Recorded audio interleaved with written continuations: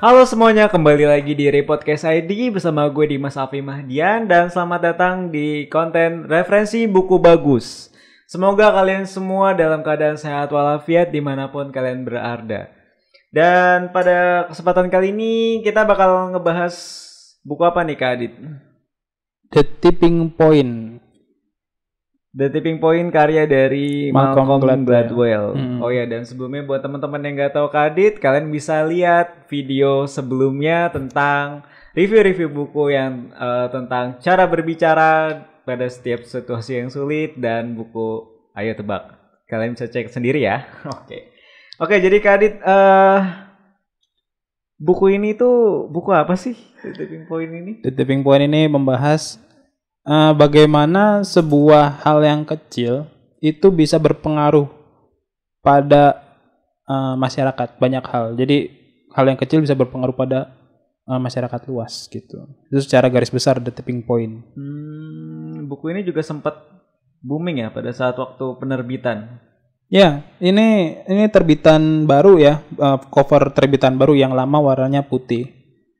Yang terbitan tahun 2000 warnanya putih, yang merah ini terbitan baru yang baru-baru akhir-akhir ini. Itu diterbitkan lagi, kan ini dikeluarkan tahun 2000. Nah, tapi 20 tahun kemudian ternyata The Tipping Point ini masih ada relevansinya dengan permasalahan modern. Seperti itu. Iya. Jadi ya misalnya kayak permasalahan meme. Meme apa ya? Kucing. Yang kucing ada gendang mainnya. Oh iya. Gimana nadanya? Nah itu ya. Nah itu kalau yang nyanyian itu kan sebenarnya ya itu cuma kucing gerak-gerak doang palanya, habis itu diedit sama orang main gendang gitu ya. Tapi tiba-tiba viral dan semua orang itu langsung share dan ikut kolaborasi, ikutan main gitar atau main bass mengiringi lagunya supaya lagu makin meriah kan gitu ya. Sama kayak trending YouTube gitu ya sih. Iya, trending YouTube yang kita nggak tahu gitu gimana perhitungan. Jadi ada kaidah-kaidah yang hukum-hukum seputar popularitas. Jadi bagaimana sebuah hal yang kecil itu jadi populer. Seperti itu. Ditulis oleh Malcolm Gladwell tahun 2000. Jadi 20 tahun yang lalu, masih relevan dengan 2020. Jadi hebat juga Malcolm Gladwell ini. Dia bisa menciptakan buku. Ini buku seri pertama dia ya? Ini ya seri pertama di tahun 2000 itu. Yang membuat dia juga menjadi seorang penulis yang berkiprah di ranah internasional, diterjemahkan ke banyak bahasa termasuk bahasa Indonesia. Jadi siapa sih Malcolm Gladwell ini? Malcolm Gladwell ini orang yang ya dilahirkan di Inggris. Lalu dia kuliah S1 di Kanada dan sampai sekarang masih tinggal di Kanada ya. Nggak tahu juga, mungkin dia pindah-pindah kemana-mana karena dia adalah seorang public speaker dan public speaker internasional. Jadi ya dia diundang kemana-mana dan dia juga seorang jurnalis juga, beberapa media juga dia sempat mengirimkan tulisannya ke banyak media gitu. Dan setelah Tipping Point pun dia memiliki banyak buku yang dikeluarkan ya. Salah satunya adalah David and Goliath juga ada itu yang saya baca, yang mungkin kita akan bahas di lain waktu ya. Oh begitu. Jadi berarti dia ini adalah sosok yang selain public speaker dia juga salah satu penulis buku juga ya. Wah, benar sekali. Perihal bukunya apa saja sih yang dibahas di dalam buku ini? Jadi pertama kali dia itu membahas adalah 3 kaidah epidemi. Jadi bagaimana sebuah perubahan di masyarakat itu terjadi akibat 3 hal. Yaitu adalah hal yang sedikit, habis itu hal tersebut melekat, dan ada konteks yang mengikatnya. Jadi menciptakan perubahan. Seperti apa? Sulit ya membayangkan ya. Misalnya kita konteks saat ini, perubahan apa sih yang kamu rasakan benar-benar spektakuler saat ini di Indonesia? Perubahan apa ya? Yang kita lakukan sekarang? Podcast ya. Karena podcast ini mungkin zaman dulu belum ada ya. Iya, YouTuber Yes. tahun berapa itu mulai tren itu? 2000 berapa ya? Aduh kurang tahu kalau gitu. 2000-an kalau nggak salah. 2010 mulai tren. Nah, itu kan karena segelintir orang menunjukkan karyanya. Dia sedikit. Lalu dia melekat. Jadi orang itu ketika melihat kontennya, bagus gitu ya. Dan juga ada konteks yang mengikat. Saat itu internet itu mulai masuk jenjang yang lebih cepat. Dulu masih 1G yang pakai handphonenya Nokia atau handphone Asia atau Nexian atau handphone Sony yang dulu jadul banget itu, yang handphone Nokia yang saya punya itu handphone Nokia jatuh itu kaki saya yang sakit kena gitu maksudnya. Yang 3310 saya masih ingat itu masih ada itu di bawah replikanya. Bukan replika handphone aslinya tapi udah nggak nyala. Mungkin masalah baterai, tapi tahan banget itu. Bahkan waktu itu jatuh dari lantai 2 cuma rusak layarnya doang. Layarnya rusak. Lantainya juga rusak. Walau-walam. Adik saya yang jatuhin. Saya tidak mau bertanggung jawab terhadap lantai. Jadi langsung saya ambil handphonenya untuk menutupi kesalahan. Nah, itu zaman dulu itu kan internet itu kan lambat itu ya. Belum ada internet masuk. Jadi kalau harus mau masang internet itu harus pakai kabel dan rumit. Dan kalau connect-nya itu lama. Tapi lama-kelamaan internet makin cepat. Itu konteks, kekuatan konteks, perkembangan dunia internet. Lalu ya itu menciptakan perubahan. Jadi ada momentum di sana. Orang yang sedikit tapi dia melekat dan ada konteks yang mengikat. Jadilah perubahan. Akhirnya sekarang YouTube menjadi hal yang umum. Bahkan sekarang karena epidemi corona. Dulu artis-artis itu munculnya di TV. Sekarang artis-artis itu menyerang YouTube. Di YouTube muncul di YouTube. Siapa aja ya bisa disebutkan lah, nanti banyak sekali. Iya, sampai saya bingung ini antara YouTuber asli sama yang artis. Artis bingung beda ini gitu. Artis hijrah ke YouTuber. Jadi dengan kata lain inilah perubahan. Dia mulai dari yang sedikit, ada kelekatan, ada konteks yang mengikat dan itu memberikan peluang terjadilah perubahan besar. Wow. Ini merasa berat nggak sih maksudnya pelajaran tentang hal ini? Selain terkait di kehidupan ini? Sebenarnya ini terkait dengan ketika kita ingin memasarkan sesuatu. Ketika kita ingin memasarkan sesuatu, apalagi produk baru, ya kita bayangin dulu, kita tahu Aqua kan ya? Sekarang Aqua udah banyak orang tahu. Itu kan nggak terkenal. Apa itu Aqua? Kenapa air putih dijual? Semua orang kan dulu air mah udah di mana-mana banyak. Lalu kenapa tiba-tiba kita harus minum air putih dari Aqua? Nah, ternyata di situ ada nilai-nilai yang disampaikan di sana. Nilai-nilainya itu adalah Aqua ini memiliki suatu kelekatan. Ada sesuatu yang itu unik di Aqua dan itu membuat orang-orang itu ingat dengan Aqua, itu ya orang-orang asing saat itu kan. Wah, ini Aqua, ternyata minum Aqua saya tidak sakit perut dibandingkan dengan saya minum air yang dididihkan 100 derajat. Nah, selain itu juga dia ada konteksnya di saat itu ya mulai ada eksplorasi air minum ya. Dia memiliki teknologi di sana yang cukup, akhirnya muncullah Aqua sekarang. Seperti itu. Lalu selain dari 3 kaidah epidemi tersebut, apalagi sih yang dibahas di buku ini? Jadi 3 kaidah itu hanya mewakili secara garis besar. Mereka saling berkaitan gitu dengan bab sebelumnya, bab selanjutnya. Iya, berkaitan, tapi dia membahas garis besar bahwa hal tersebut akan menciptakan tren. Tapi ternyata tren itu sebenarnya membutuhkan satu hal. Yaitu apa? Yaitu adalah para orang-orang sendiri. Jadi yang manusia itu sendiri. Jadi ketika itu menjadi sebuah tren di kalangan masyarakat, harus ada orang-orang yang menyuarakan tren tersebut. Nah, itu ada 3, yaitu adalah disebutnya para penghubung, para bijak bestari, dan para penjajah. Jadi para penghubung ini siapa sih? Konektor. Nah, mereka itu orang-orang yang komunikatif, punya bakat alami untuk menjalin hubungan. Jadi gampang banget akrab. Itu kayak emak-emak di pasar gitu ya. Oh iya, benar. Baru ketemu sama penjualnya besoknya udah akrab. Bang, ini kemarin kan 10.000. Oh, iya, abangnya bingung. Ya emak-emak inget aja kemarin nawar sampai 10.000. Gitu. Jadi ada bakat alami untuk menjalin hubungan. Biasanya ya perempuan ya. Habis itu juga kenal banyak orang. Nah, ini juga biasanya perempuan. Perempuan ini gampang, tapi ya nggak menutup kemungkinan laki-laki ada yang demikian. Dan Orang ini banyak sih sebenarnya kita temuin di seharian kita. Mungkin teman kita yang temennya banyak, famous gitu. Entah dia ganteng atau dia pinter ngomong atau dia lucu gitu. Dia gampang banget temenan sama orang.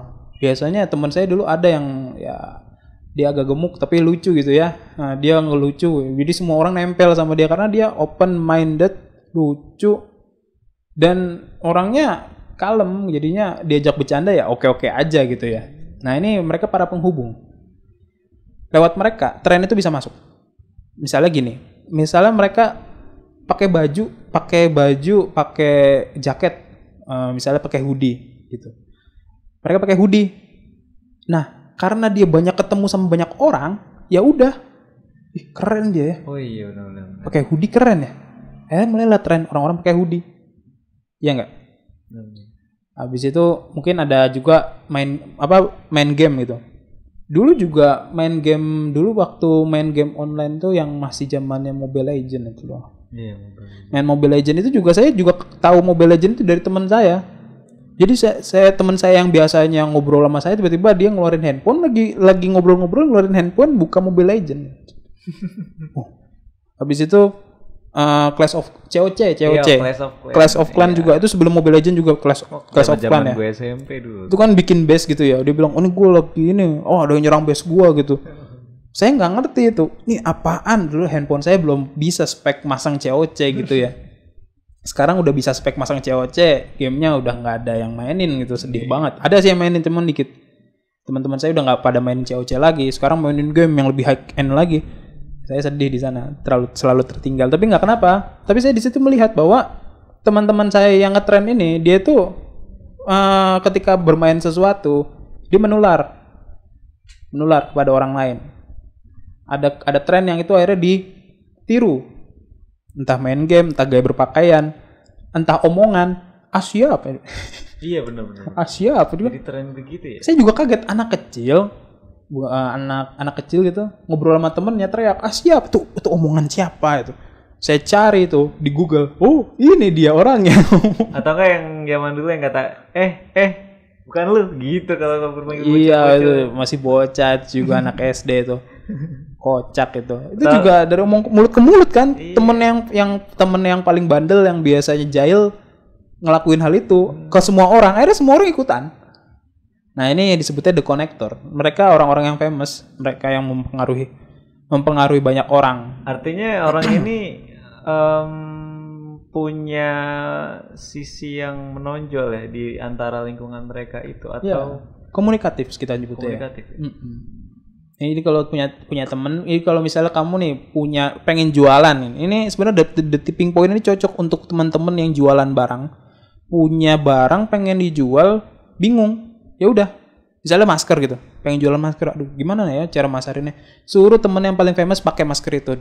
Lu kalau ke kampus pakai maskernya, kalau ditanya bilang maskernya beli di gua. Kamu kasih itu masker teman kamu yang paling famous, dia pakai itu masker, dia keliling kampus dia ngomong, itu maskernya bagus banget. Beli dari mana? Dari si Dimas. Datang tuh teman-teman berantet ke kamu, beli dong maskernya. Ya kebetulan aja yang pakai masker cakep misalnya ya, udah cakep, famous. Ketua BEM misalnya ya, atau ketua senat atau apa, langsung satu kampus bahkan dosen-dosen bisa ngantri beli di kamu gitu. Itu bisa terjadi kayak gitu. Itu namanya the connector, para penghubung, orang-orang yang famous. Kita nyebutnya kalau gini famous, flamboyan banget nih orang nih. Kemana-mana kayak ada apa ya, ada bling-blingnya gitu. Kalau dia lewat itu kayak bintang-bintangnya jatuh. Pokoknya kelihatan lah dia orang terkenal. Iya benar kelihatan. Gitu ya. Dan itu biasanya bisa ditemuin. Dulu saya di kampus itu ada S2 waktu kampus pasca S2 saya ada temen yang kayak gitu. Saya ngomong di depan forum, ini orang kayak gini nih bling-bling nih. Teman-teman pada ketawa, iya dia bling-bling. Dia gampang ditaruh dagangan semua. Iya, gitu. dia ngomong semuanya oke gitu. Dia ngomong misal, pertemuan susulannya hari Sabtu aja. Langsung semuanya, iya Sabtu. Oke. Nah dia adalah para penghubung, dia penyuara dan dia mempengaruhi teman-teman gitu. Itu bakat alami atau emang bisa dibentuk nanti kalau orang-orang seperti itu? Nah ini dia, nanti kalau ngomongin bakat alami atau bisa dibentuk, sebenarnya kita itu punya kemampuan potensi ini.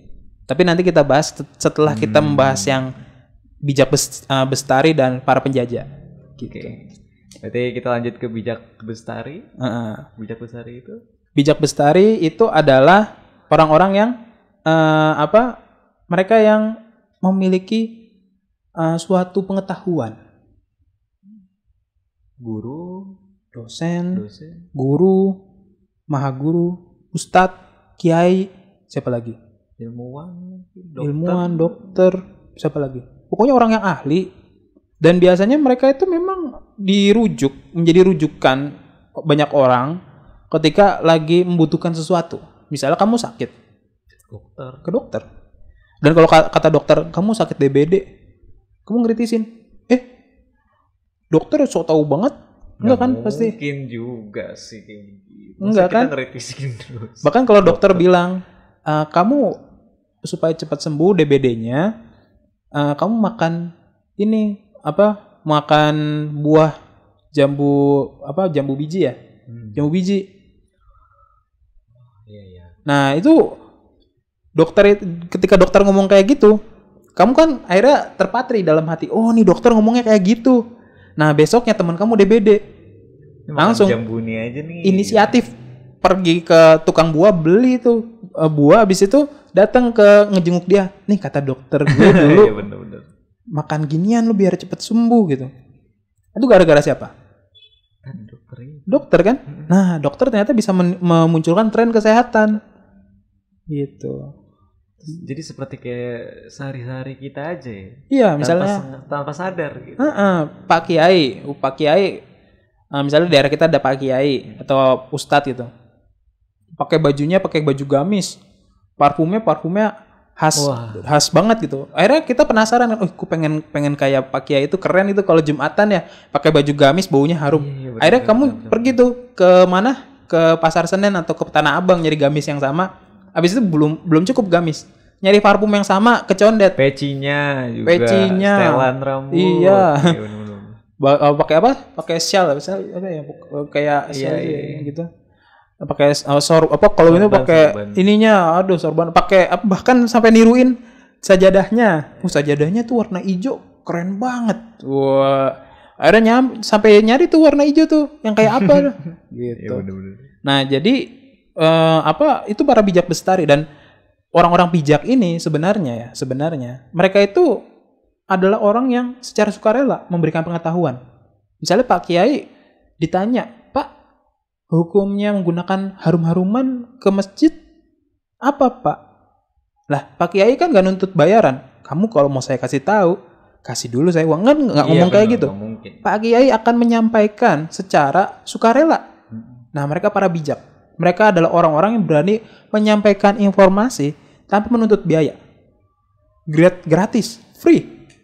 Nah, orang-orang kayak ginilah orang-orang yang menjadi orang berpengaruh. Dia udah punya pengetahuan banyak, memberinya cuma-cuma, dan pengetahuannya itu memecahkan masalah. Gitu. Nah, para bijak inilah orang-orang yang bisa menciptakan tren. Gitu. Jadi mereka bisa menciptakan tren yang baru, yang bagus, yang positif. Nah, jika misalnya kamu mau jualan nih, saya mau jualan sorban. Misalnya langsung ke Pak Kiai, Pak Kiai, saya kasih hadiah sorban. Tapi kalau ada yang nanya nih, beli di mana? Kasih tahu saya jualan. Pak Kiai, oh iya sip. Pak Kiai pakai sorban pergi ke masjid. Sepanjang jalan orang penasaran, sorban beli di mana? Keren banget. Nah, ikutan beli dia. Atau ada tren positif. Kamu pengen nih lingkungan rumah kamu sehat. Ngomong sama Pak Kiai, Pak, apaan? Besok hari Minggu CFD Pak, bareng saya. Ngapain? Sehat Pak, pasti sehat. Jadi kamu yakinin nih Pak Ustadz, Pak Kiainya. Sehat Pak nanti Pak. Beneran? Emang seru CFD? Seru Pak. Nah, si Pak Kiainya ini CFD.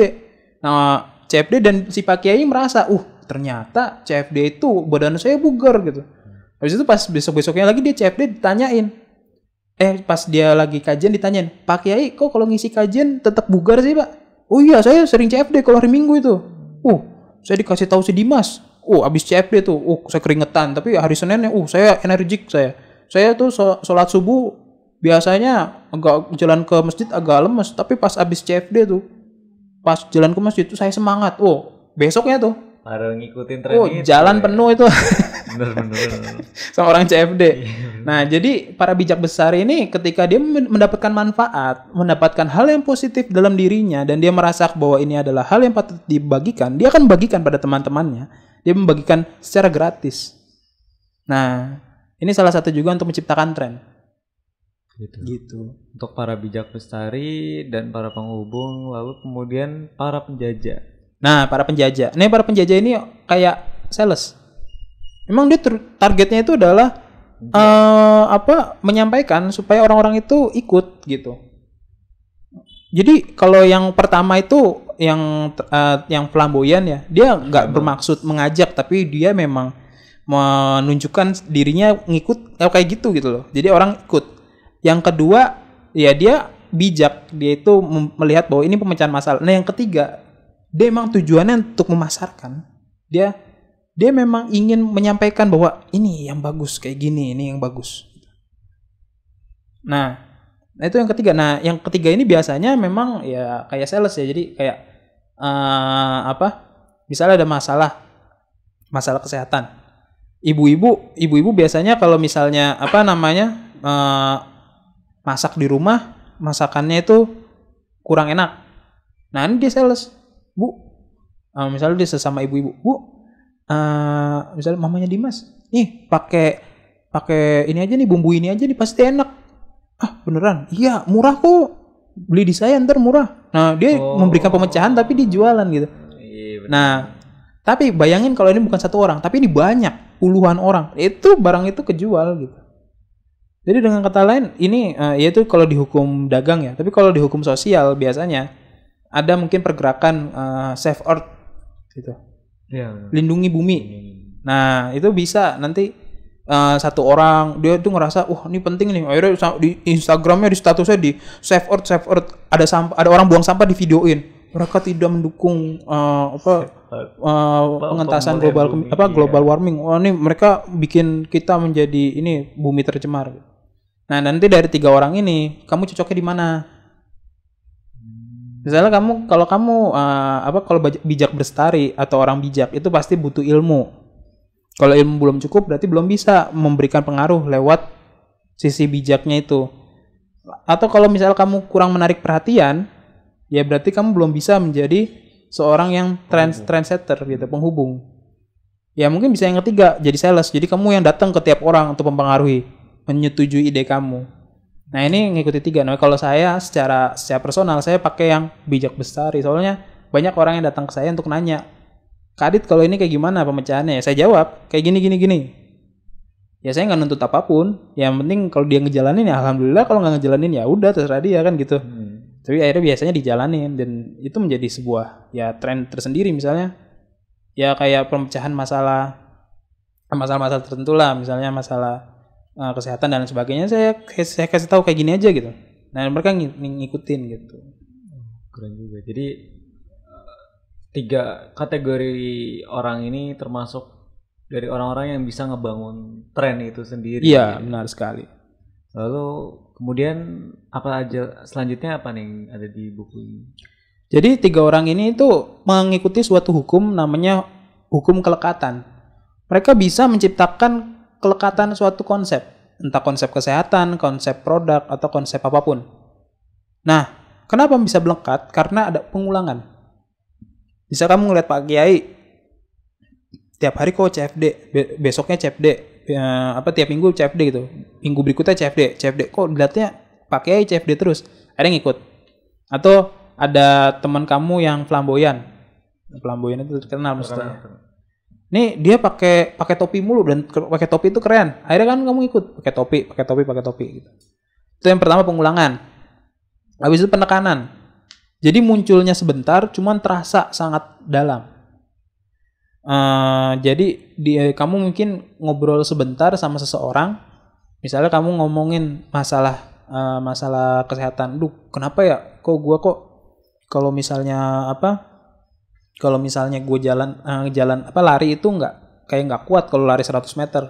Terus itu teman kamu ngasih tahu, wah itu tanda-tanda itu bisa kena jantung itu kalau lu kayak gitu. Emang lu ngapain? Lu jarang olahraga ya? Terus kamu cerita, gue jarang olahraga. Wah, kena jantung itu. Wah, hati-hati itu. Bangun sugesti. Ditakut-takutin. Jadi sebentar tapi penekanannya dalam. Kalau yang tadi kan pengulangan, tek tek tek tek tek tek. Ini enggak sekali tapi dalam sampai kamu merasa takut, emosional, akhirnya ngikut gitu. Nah, yang ketiga itu adalah penggambaran konkret. Kamu nggak ngelihat siapa-siapa, kamu ngeliat teman kamu. Ngeliat teman kamu jarang olahraga, habis itu tiba-tiba sakit jantung. Padahal umurnya masih sama kayak kamu. Nah, itu gambaran konkret, itu langsung membekas. Dan bisa lebih konkret lagi kalau teman kamu ada yang manas-manasin dengan penekanan dan pengulangan. Ayo di sini siapa? Ayo lu. Jarang olahraga kan lu, nasib lu sama nih. Gitu. Itu konkret, penekanan, pengulangan. Apalagi emosional tinggi. Nah, ini yang keempat nih, emosional tinggi. Kamu lagi takut, teman kamu takut-takutin gitu. Kamu takut, gue takut mati nih. Waduh. Amalan gue masih dikit. Belum nikah juga. Belum bayar cicilan, belum balik modal, kuliah belum lulus, tiba-tiba mati, gimana nih? Lagi emosional, tiba-tiba temen ngasih tahu, diulang-ulang, bukan cuma satu teman tapi banyak yang ngasih tahu. Wah, itu udah melekat itu di kepala. Nah, ya udah, itu kalau udah melekat banget, udah kamu bisa terpengaruh tren tersebut. Jadi kamu bisa bersemangat dalam olahraga seperti itu. Jadi untuk faktor kelekatan ini masih berkaitan terjadi ya sama yang tiga orang-orang pembentuk tren ini. Ya, 3 orang pembentuk tren ini kalau diceritakan dalam buku ini adalah mereka yang akan menciptakan epidemi tren, bukan epidemi corona. Ya, epidemi tren. Tapi bisa juga epidemi corona. Jadi mungkin ada tren orang tidak menjaga kesehatan, satu orang gitu ya. Satu orang tidak menjaga kesehatan, itu bisa satu kantor kena kan?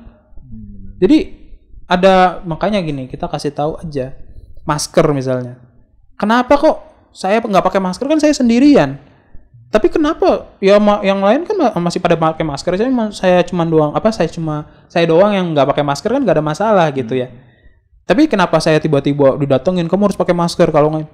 Itu karena ada penekanan di sana bahwa ketika dia tidak pakai masker dan kemungkinan dia itu banyak dipandang orang, dia jadi tren.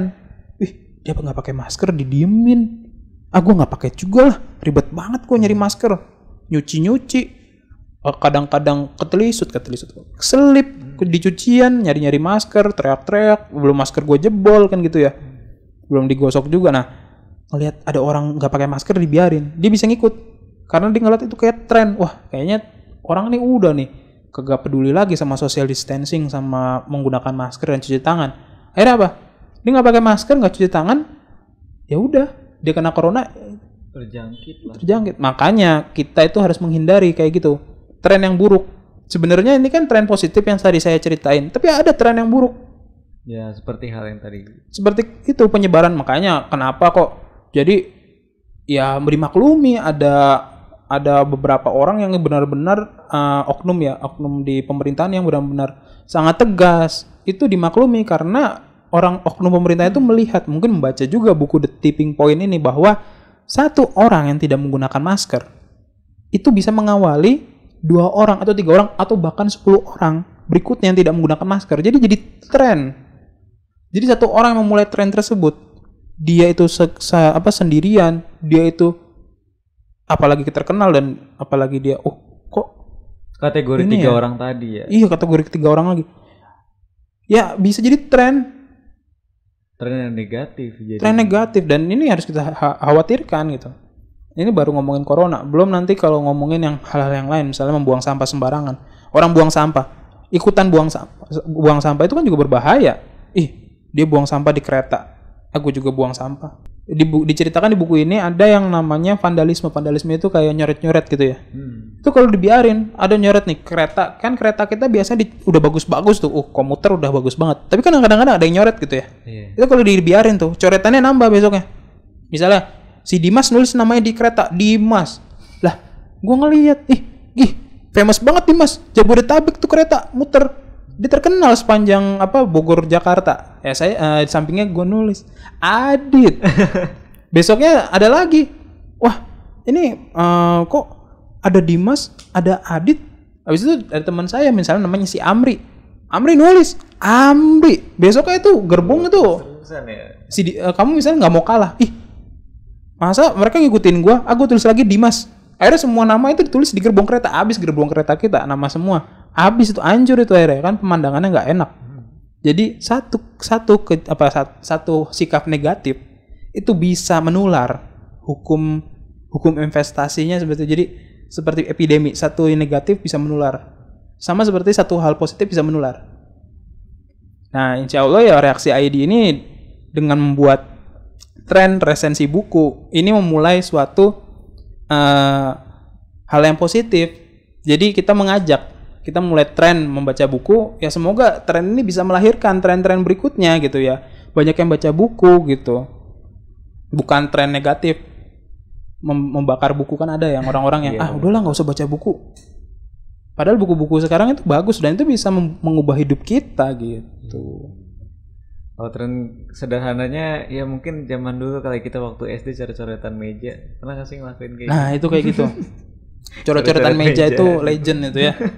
Biasanya coret-coretan meja itu kalau sekali terjadi ya banyak akhirnya kan numpuk ya. Iya. Apalagi anak yang nyoret itu mejanya di rolling. Oh iya benar. Dia menulis Dimas ini rolling terus. Akhirnya dia punya target satu kelas sudah saya namakan Dimas. Akhirnya gue famous. Itu tulisnya apa? Dimas was here. Iya benar. Saya baca itu di kamar mandi juga. Alay sekali ini saudara. Kalau zaman dulu yang lope-lopean di kamar mandi. Terus dijawab-jawab. Di bawah ada tulisannya lagi. Enggak mau gitu. Iya. Oke, jadi untuk kelanjutan bukunya teman-teman itu baru beberapa dari materi yang ada di buku ini dan selebihnya kalian bisa cari tahu sendiri yang ada di buku ini. Oke? Jangan lupa itu. Oh ya, jadi menurut kakak kekurangan dulu apa kelebihan dulu nih membahas? Kekurangan dulu kita evaluasi. Oke, kira-kira apa nih kekurangan? Jadi ini saya membicarakan kekurangan bukan bermaksud untuk mengkritisi Malcolm Gladwell. Ini bukunya bagus banget. Cuman ya saya memberikan masukan karena dan ini juga membuat teman-teman pembaca ini siap secara psikologis ketika membuka buku ini. Pertama buku ini itu banyak ceritanya. Jadi cerita tiba-tiba cerita lagi. Cerita tentang sesuatu di California. Tiba-tiba cerita di mana itu? Alabama, tiba-tiba pindah ke Eropa, tiba-tiba pindah ke Asia. Itu cerita, data. Dia ini memberikan banyak data. Dan pembaca harus bisa menarik hikmah dari cerita yang disampaikan. Dan penjelasan-penjelasan yang saya sampaikan tadi itu adalah penjelasan-penjelasan hasil dari penarikan hikmah saya. Bagaimana sebuah teori itu ternyata disisipkan di sana gitu.